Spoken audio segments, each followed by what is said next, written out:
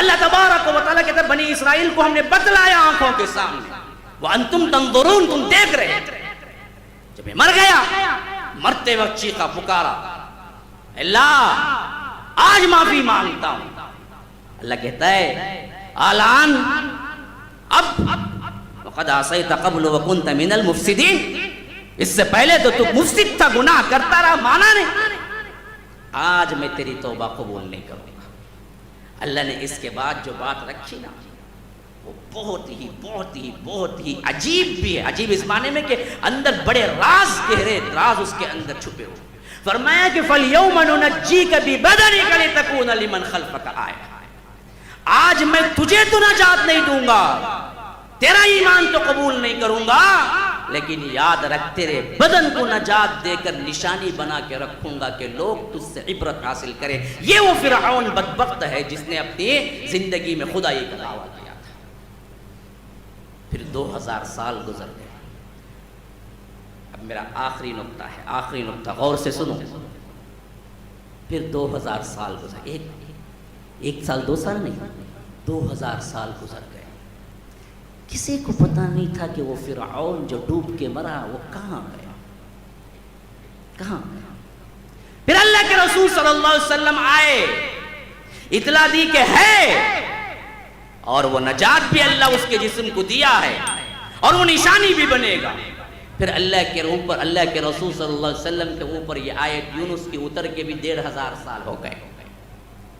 تب تک بھی کسی کو پتہ نہیں تھا کہ یہ فرعون جس کو اللہ نے کہا کہ لِتَكُونَ لِمَنْ خَلْفَكَ آیَةً فَالْيَوْمَ نُنَجِّيكَ بِبَدَنِكَ، کہ تیرے بدن کو ہم نجات دیں گے، یہ کہاں نجات دے کے اللہ رکھا ہوا ہے لوگوں کو معلوم نہیں تھا۔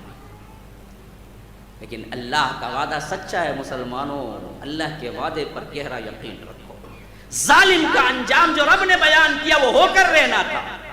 عجیب اتفاق، 1851 1891 ایک ایسا سال ہے جس کے اندر جو بھیدوں کو جاننے والے، جو سوراخوں کے اندر کیا ہیں انمول چیزیں اکٹھا کرنے والے جو چور ہوتے ہیں مصر کے، ان میں سے ایک چور کو سب سے پہلے اس کی بھنک پڑی۔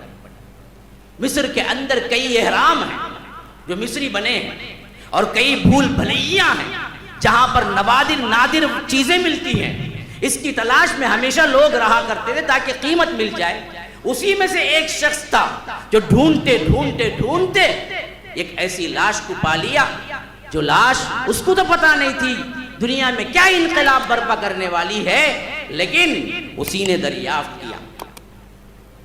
جب اس لاش تک وہ پہنچا تو وہ حیرت زدہ رہ گیا کہ لاش تو ایسی ہے گویا کہ کیا ہے، اس کی موت ابھی قریب میں ہوئی ہو۔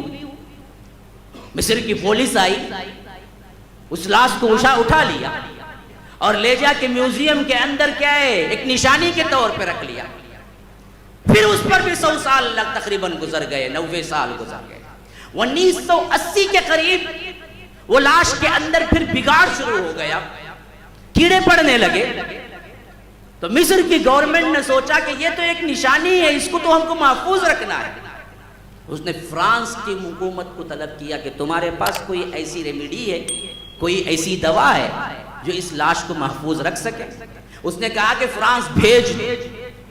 جب فرانس کو اس کو کیا ہے تبدیل کر کے اس ممی کو لے جایا گیا، عجیب بات ہے جس کے مر کے 3,500 سال ہو گئے، اس کے بعد اس کی پاسپورٹ بنی۔ دنیا میں ایک واحد شخص ہے جو مرنے کے بعد جس کی پاسپورٹ بنی، وہ فرعون ہے، کیونکہ فرعون کا قانون تھا کہ بغیر پاسپورٹ کوئی اندر داخل نہیں ہو سکتا تھا۔ تو فرعون کی پاسپورٹ بننے کے بعد پھر فرانس ٹرانسفر ہوا۔ جب فرانس ٹرانسفر ہوا، وہاں ممی رکھی گئی، تو وہاں پر ایک عجیب فرانسیسی ڈاکٹر جو کہ بڑا گہرا مطالعہ رکھتا تھا، مورس بکائی، وہ ٹیم کا لیڈر بنا اور وہ جانچ پڑتال شروع کی۔ آخر یہ مرا کیسے اور اس کو سیو کیسے کرنا ہے۔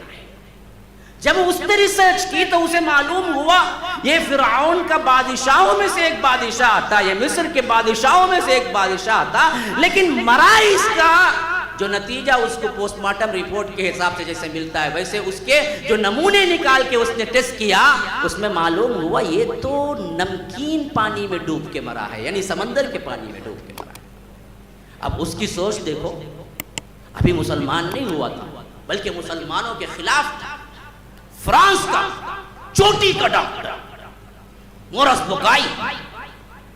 اب اس نے دیکھا ایک بادشاہ، وہ بھی فرعون، وقت کے بڑے بڑے بادشاہ ہوتے تھے، آخر اس کو کیا ضرورت پڑی کہ یہ سمندر کے پانی میں ڈوب کے مر گیا؟ کیا اسے بچانے والا اس وقت کوئی نہیں تھا؟ اس کا لشکر کہاں گیا؟ اس کی حکومت کہاں گئی؟ پھر وہ سوچ میں پڑ گیا، پھر انجیل پڑھی، تورات پڑھی، دیکھتے دیکھتے دیکھتے کہیں سے کوئی جواب نہ ملا کہ آخر اس کے اندر نمکین پانی کہاں سے آیا، یہاں تک کہ قرآن کی اس آیت پہ پہنچا تو وہ کہے، حیران ہو کے کھڑ گیا کہ فَالْيَوْمَ نُنَجِّيكَ بِبَدَنِكَ لِتَكُونَ لِمَنْ خَلْفَكَ آیَةً، ہم اسے ڈبو کے ماریں گے اور اس کے جسم کو ہم محفوظ رکھ لیں گے۔ تو یہ دوڑا سو دیا گیا، وہاں کے بڑے بڑے ڈاکٹروں سے مطالبہ کیا کہ یہ آیتیں آپ مانتے ہیں قرآن کی ہیں؟ کہا کہ بالکل، قرآن نے دعویٰ 1400 سال پہلے کر چکا اور یہ بات بالکل حقیقت ہے۔ تو اس نے دعویٰ کیا کہ جس فرعون کے بارے میں قرآن نے یہاں کہا کہ بدن کو ہم محفوظ رکھ لیں گے، اللہ کی قسم کھا کے کہتا ہوں یہ وہی ہے، کیونکہ میں نے اپنے جتنے ٹیسٹ ہیں وہ اس کے اوپر کر دیے۔ آج ہم کو معلوم ہو گیا کہ رب نے جو کہا ہے وہ یہ ہے، اور میں آج اسلام قبول کرتا ہوں، اسلام قبول کرتا ہوں۔ وہ جس نے پوری زندگی مسلمانوں کو پیسا، اس کی لاش کے ذریعے بھی بڑے بڑے لوگوں کو اللہ نے اسلام قبول کرنے کے لیے رکھ دیا، تو یہ کس کے کون کھیت کے مولی ہے؟ یہ اس کا کیا ہے؟ آپ ڈر جائیں۔